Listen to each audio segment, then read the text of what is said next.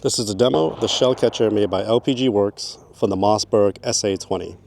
There is a little notch on the bottom of the shell catcher here that lines up with the hole on the bottom of the loading port. To install this, we have to lock the bolt back.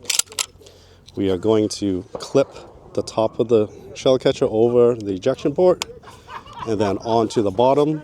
It will not move left or right once it's in place. To load a shell, we load it brass end first through the opening. Make sure to drop it all the way in, then close the bolt.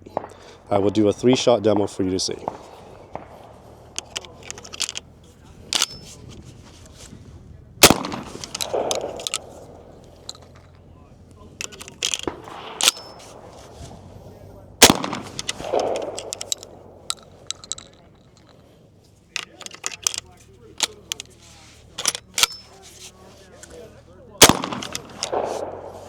And to remove the shell, we basically grab the shell, move it out the front and out, and to uninstall it, you basically lift up on the shell catcher and to remove it from the gun. These are now available on the website at lpgworks.com.